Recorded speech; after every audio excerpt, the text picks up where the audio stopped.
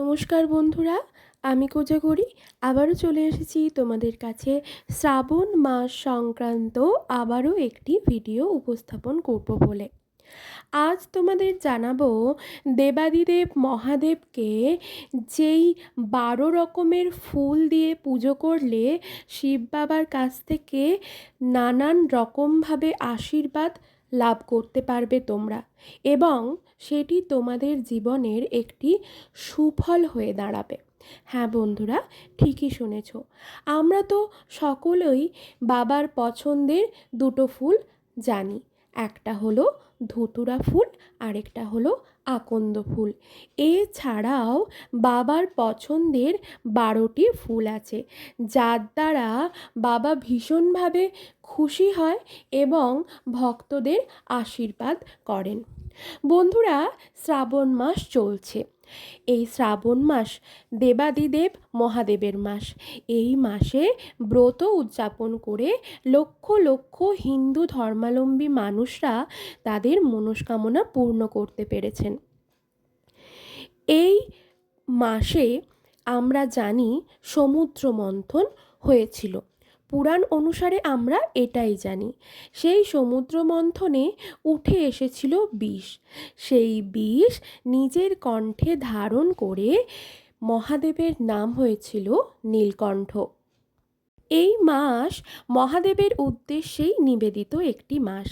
এই মাসে মহাদেবের ভক্তকুল ছুটে যায় মহাদেবের মাথায় জল ঢালতে, মহাদেবের আশীর্বাদ প্রাপ্যের জন্য। তারা নগ্ন পায়ে পৌঁছে যায় শিবলিঙ্গের নিকট, তারপর পূর্ণ ভক্তিতে ঢালেন জল। আজ আমি তোমাদের জানাবো শিব ঠাকুরের পছন্দের 12টি ফুলের কথা। শিব বাবাকে কোন কোন ফুল দিয়ে পুজো করলে কী রকম সুফল পাওয়া যায় তাও তোমাদের সামনে আমি উপস্থাপন করব। আশা করি আমার ভিডিওটি থেকে তোমরা অনেকেই উপকৃত হবে আর অনেকেই অনেক কিছু জানতে পারবে। তবে চলো বন্ধুরা, তার আগে একটু আমার চ্যানেলের ইন্ট্রোটা দিয়ে ফেলি। যারা ইউটিউব থেকে দেখছো তাদেরকে জানাই আমি হোমের মা চ্যানেল থেকে সবাইকে সুস্বাগতম। আশা করি সকলে খুব ভালো আছো, সুস্থ আছো। আমিও ভালো আছি। আর যারা ফেসবুক থেকে এই ভিডিওটি দেখছো, আমার ফেসবুক পেজ কোজাগরি ঘোষ, তাদেরকেও সুস্বাগতম জানাই। বন্ধুরা, ভিডিওটি ভালো লাগলে অবশ্যই একটা লাইক আশা করব, শেয়ার করো আপনজনদের সাথে, যাতে তারাও বাবার পছন্দের এই ফুলগুলি সম্পর্কে জানতে পারে এবং শ্রাবণ মাস চলাকালীন বাবাকে যেন এই ফুল দিয়ে পুজো করতে পারে। আর যদি কিছু কারোর জানা থাকে অবশ্যই আমাকে কমেন্ট করো, আমি তোমাদের কমেন্টের রিপ্লাই দেবো। তবে চলো বন্ধুরা, তার আগে নয়, এরপর আর দেরি না করে তোমাদের সামনে ডিটেলসে আলোচনা করি। শিব ঠাকুরের পছন্দের 12টি ফুল সম্পর্কে জানাবো। শিব বাবাকে কোন ফুল দিয়ে পুজো করলে কি সুফল পাওয়া যায় তাই তোমাদের সাথে আলোচনা করব। শিব ঠাকুরকে পুজো করার সময় তার পছন্দের ফুল অর্পণ করারও কিন্তু বিশেষ গুরুত্ব আছে। আমরা জানি পছন্দের ফুল বলতে আকন্দ এবং ধুতরা ফুলকে বোঝায়। এছাড়াও আরও কয়েকটি পছন্দের ফুল আছে, তা চলো জেনে নেওয়া যাক। আসো জেনে নিই কোন ফুলে বাবা কোন বরদান করেন। 1 নম্বর হলো জবা ফুল। এই ফুল শিব বাবার পছন্দের ফুল। শাস্ত্রমতে এই জবা ফুল দিয়ে যদি বাবাকে পুজো করা হয়ে থাকে, তবে তুমি যদি কোনো পাপ কাজ করে থাকো না, তবে তা খণ্ডন হয়ে যায়। ফলে শাস্তি পাবার আশঙ্কাটাও একটু কমে যায়।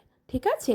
তবে ওই যে শিবলিঙ্গে যেটা গৌরীপট্ট, ওই গৌরীপট্টে জবা ফুল নিবেদন করবে, কারণ ওখানে মা গৌরীর বাস থাকে।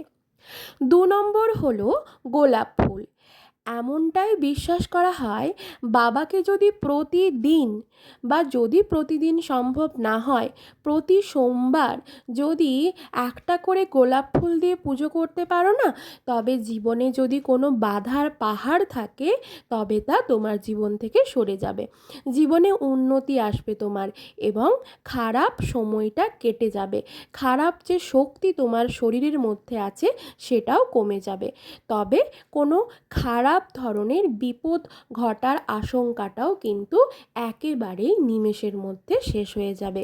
তাই চেষ্টা করবে এই শ্রাবণ মাস চলাকালীন অবশ্যই বাবাকে শিবলিঙ্গে একটা গোলাপ ফুল অর্পণ করার।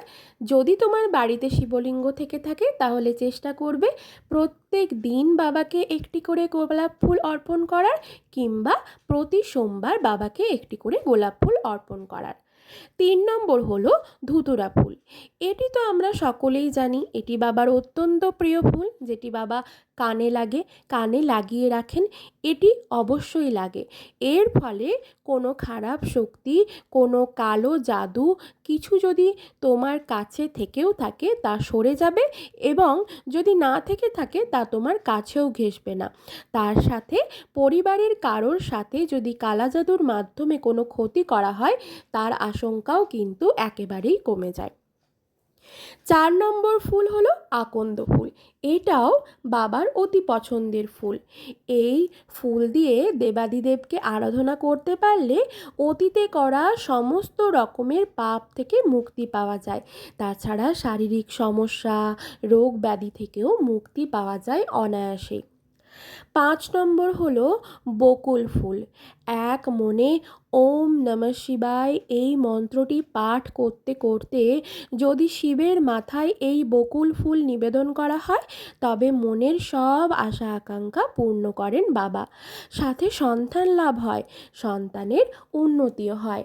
সন্তানের সুস্বাস্থ্যের জন্য তুমি বাবার কাছে কিছু চাইলে বাবা তোমাকে কখনোই ফেরাবেন না।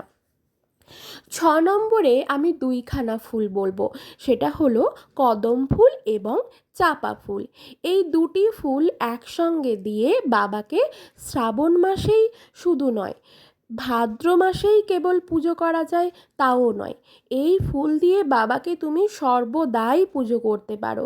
তাছাড়া এই দুটো ফুল দিয়ে শ্রাবণ মাস ভাদ্র মাসে বাবাকে পুজো করতে পারলে তোমার মনের সকল ইচ্ছে পূরণ করবেন বাবা ভোলা মহেশ্বর। 7 নম্বর হলো বেল ফুল। এই ফুল দিয়ে বাবাকে পুজো করতে পারলে সুশীল এবং সৌন্দর্যশ্রী লাভ করা যায়।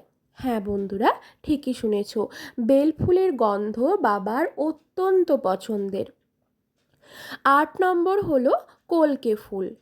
সম্পত্তি অর্জন করতে এবং নতুন সম্পত্তি প্রাপ্তির জন্য এই কলকে ফুল দিয়ে যদি তুমি বাবাকে পুজো করতে পারো অনায়াসেই সম্পত্তি লাভ করতে পারবে, এবং যেই সম্পত্তি তোমার নয় বলে চালাচ্ছে, যদি এই কলকে ফুল লাল চন্দন সহযোগে শিবলিঙ্গে অর্পণ করতে পারো দেখবে 1 সপ্তাহের মধ্যেই তুমি ফললাভ করবে, তোমার হারিয়ে যাওয়া সম্পত্তি তুমি ফেরত পাবে। 9 নম্বর হলো জুঁই ফুল। এই জুঁই ফুল দিয়ে পুজো করতে পারলে অর্থ কষ্ট এবং অন্ন কষ্ট চিরতরে দূর হবে তোমার জীবন থেকে। 10 নম্বর হলো পদ্ম ফুল। অল্প সময়ে অর্থ লাভ করার জন্য, চাকরি বা ব্যবসায় উন্নতি করার জন্য এই পদ্ম ফুল দিয়ে পুজো করলে বাবা প্রসন্ন হয়ে থাকেন। এমনই বিশ্বাস করা হয় যে পদ্ম ফুল দিয়ে সর্বশক্তি আরাধনা করলে দেবতা প্রসন্ন হয়, সাথে গৃহস্থের অন্দরে মা লক্ষ্মীর প্রবেশ ঘটে। ফলে গৃহে অন্নাভাবও হয় না আর অর্থের অভাবও থাকে না। অন্নাভাব অর্থাভাব দূর হলেই তো জীবনে সুখী সুখময়, তাই না? এবং সর্বশেষ যেটা 12 নম্বর ফুল, সেটা হলো অপরাজিতা। নতুন চাকরি প্রাপ্তি হয়, চাকুরি জীবনে সমস্ত বাধা বিপত্তি নির্বিঘ্নে কেটে যায়। শুধু চাকরি ক্ষেত্রে না, ব্যবসার ক্ষেত্রেও কিন্তু উন্নতি হয়, ব্যবসার প্রসারণ ঘটে। তাহলে 1 নম্বর জবা ফুল, 2 নম্বর গোলাপ, 3 ধুতরা, 4 আকন্দ, 5 বকুল ফুল, 6 নম্বর হলো কদম এবং চাঁপা ফুল একসাথে, 7 নম্বর বেল ফুল, 8 নম্বর কলকে ফুল, 9 নম্বর জুঁই ফুল, 10 নম্বর পদ্ম ফুল, 12 নম্বর অপরাজিতা ফুল। এই ফুল সহযোগে বাবার আরাধনা করো। শ্রাবণ মাস চলাকালীন যদি পারো একবার হলেও শ্রাবণ মাস চলাকালীন যে কোনো দিন অথবা যে কোনো সোমবার শিব মন্দিরে গিয়ে শিবলিঙ্গে অর্পণ করো এই ফুলগুলি। তবে অবশ্যই তার আগে বাবার পঞ্চামৃত সহযোগে অভিষেক করে নিও। সকলে খুব ভালো থেকো, সুস্থ থেকো, সাবধানে থেকো।